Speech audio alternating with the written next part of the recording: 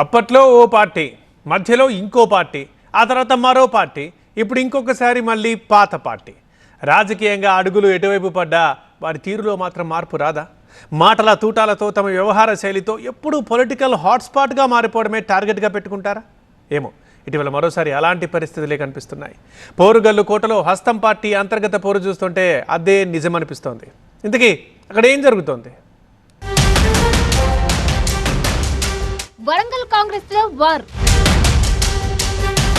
కొండా మురళి వ్యాఖ్యలతో దుమారం. ఆమెది అమాయకత్వం అయితే ఆయనది అరాచకమా? పొలిటికల్ కపుల్ కూర్చున్న కొమ్మనే నరుక్కుంటున్నారా? వరంగల్ జిల్లాలో కాంగ్రెస్ పరిస్థితి చూస్తుంటే ఇప్పుడు ఇలాంటి చర్చే జరుగుతుంది. ఒక్క జిల్లాకు మాత్రమే కాదు, రాష్ట్రమంతా ఫేమస్ అయిన కొండా దంపతుల వ్యవహారం రచ్చరేపుతుంది. సొంత పార్టీ నేతలను టార్గెట్ చేస్తూ కొండా మురళి చేసిన వ్యాఖ్యలు రాష్ట్ర రాజకీయాల్లో కలకలం సృష్టిస్తున్నాయి. అంతేకాదు, సొంత పార్టీలో అగ్గి రాజుకునేలా చేశాయి. ఒక రకంగా చెప్పాలంటే ఆ మాటల మంటలు హస్తరేఖలను దారి తప్పేలా చేస్తున్నాయనే టాక్ కూడా వినపడుతోంది. అన్న కొంతమంది నాయకులు తెలుగుదేశంలో ఉండి దాన్ని ప్రశ్న పట్టించిన 15 ఏళ్ళు పాపం చంద్రబాబు నాయుడు ఓడగొట్టింది. వీళ్ళు మాత్రం మంచి పదవి అనుభవించారు. ఎవరైనా పూర్తి గీతాలకి ఎక్కుంటాడు, చట్టం గీసుకుంటాడు. అనుభవానికి ఎక్కువ లీడర్లు చూసినావా? చూడలే మనం. మరి ఆయనే పాపం కేటీఆర్ను తప్పుదో పట్టించిండు, కేసీఆర్ను తప్పుదో పట్టించిండు. అది నాశనం అయిపోయింది. మరి మళ్ళా మన కాంగ్రెస్ పార్టీకి వచ్చింది. ఎవరేం చేస్తున్నాడు అనేది పరికారంలో కూడా దరిద్రమైన నాయకుడు తయారైంది.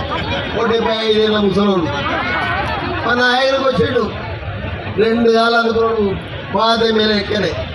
ఈ ఒక్కసారి నన్ను గెలిపి వచ్చేసారి నీకే వదిలిపెడతా అని చెప్పిండు. రాహుల్ గాంధీ బర్త్డే వేడుకలేమో గాని ఆ జోష్ లో కొండా మురళి చేసిన హడావిడి, పేర్చిన డైలాగులు కాంగ్రెస్ వర్గాల్లో భారీ అలజడికే కారణమయ్యాయి. కాంగ్రెస్ లో ఉంటూ జిల్లాకు చెందిన సొంత పార్టీ నేతలను, సీనియర్లను టార్గెట్ చేస్తూ మురళి మాట్లాడిన తీరు అందరికీ షాక్ ఇచ్చింది. ఇప్పటికీ జిల్లా పార్టీ ఎమ్మెల్యేలతో మంత్రి కొండా సురేఖకు అస్సలు పడడం లేదనే టాక్ నడుస్తున్న వేళ మురళి వ్యాఖ్యలతో ఆ దూరం మరింత ఎక్కువైపోయినట్టు తెలుస్తోంది. కడియం శ్రీహరి, రేవూరి ప్రకాష్ రెడ్డిలను టార్గెట్ చేస్తూ మురళి ధ్వజమెత్తిన తీరు విస్మయం కలిగించింది.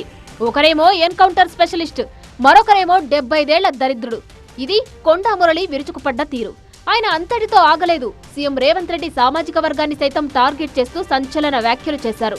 అతి త్వరలో తన కూతురు కొండా సుష్మితా పటేల్ పరకాలలో అరగేట్రం చేస్తుందన్న ఈ మాజీ ఎమ్మెల్సీ తనను చూస్తే చావు కూడా భయపడుతుందంటూ మృత్యువును సవాల్ చేశారు. కొండా మురళి ఎవరికి తల వంచడంటూ తన స్టైల్లో రెచ్చిపోయారు.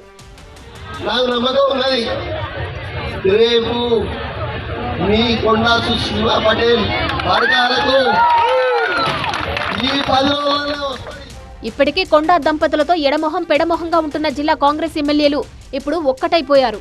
కొండా దంపతులు కావాలా, మేం కావాలా తేల్చుకోండంటూ హైకమాండ్ కు అల్టిమేటం జారీ చేసే స్థాయికి చేరింది పరిస్థితి. హన్మకొండ జిల్లా కాంగ్రెస్ అధ్యక్షుడు ఎమ్మెల్యే నాయని రాజేందర్ రెడ్డి నివాసంలో సమావేశమైన ఎమ్మెల్యేలు శ్రీహరి, ప్రకాష్ రెడ్డి సహా పలువురు నేతలు కొండా వ్యాఖ్యలపై తీవ్ర అభ్యంతరం వ్యక్తం చేశారు. వారి పాపాలను మోసేందుకు తాము సిద్ధంగా లేమంటూ తేల్చి చెప్పేశారు. సీనియర్లు, అనుభవం ఉన్న వ్యక్తులు కూడా మరి నోటికి వచ్చినట్టు ఎక్కడ పడితే అక్కడ అట్లా మాట్లాడితే పార్టీ చూసుకుంటూ క్షమించది. అది ఎవరి ఇది కాదు. మరి మేము ఏమైనా చేస్తాం, మాకు నచ్చింది చేస్తాం, మేము నచ్చింది మాట్లాడతాం.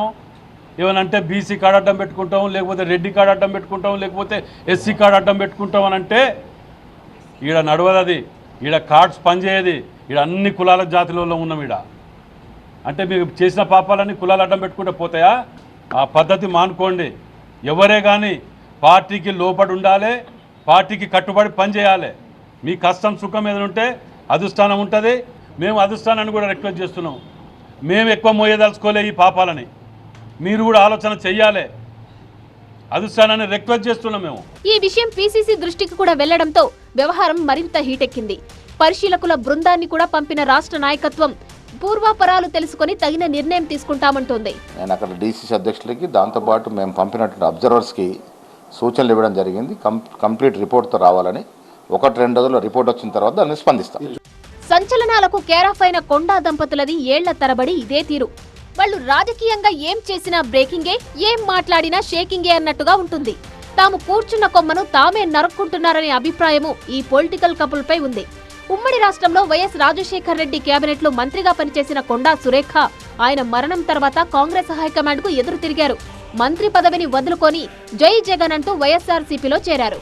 పోనీ ఆ పార్టీలో ఆయన కొనసాగారా అంటే అదీ లేదు.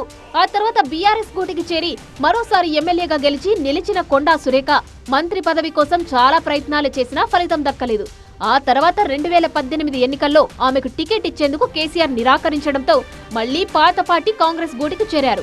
2023 ఎన్నికల్లో మరోసారి ఎమ్మెల్యేగా ఎన్నికై కేబినెట్ లో అవకాశం దక్కించుకున్నారు. ఇలా కొండా దంపతులు కూర్చున్న కొమ్మనే నరుక్కుంటారనే విషయం వారి ట్రాక్ రికార్డ్ చూస్తే ఇట్టే అర్థమైపోతుంది. ఆధిపత్యం కోసం ఎంత దాకైనా అన్నట్టుగా ఉంటుంది కొండా దంపతుల తీరు. ఇప్పుడు కూడా ఆ దూకుడుతోనే ముందుకెళ్లాలని నిర్ణయించుకున్నట్టు తెలుస్తోంది. తమతో విభేదించే వారి విషయంలో తగ్గేదేలే అంటున్నారు. తాము కూడా కాంగ్రెస్ జెండానే పట్టుకొని రాజకీయం చేస్తున్నామని, దేనికైనా రెడీ అని స్పష్టం చేస్తున్నారు. అయితే ఈ నెల 24వ తేదీన పొలిటికల్ అఫైర్స్ కమిటీ భేటీ ఉండడంతో ఆ తర్వాత కొండా వివాదంపై కాంగ్రెస్ అధినాయకత్వం ఏదో ఒక నిర్ణయం తీసుకునే అవకాశం ఉంది. మరి అధికార కాంగ్రెస్ లో వరంగల్ వార్ ఎటు దారి తీస్తుందో చూడాలి.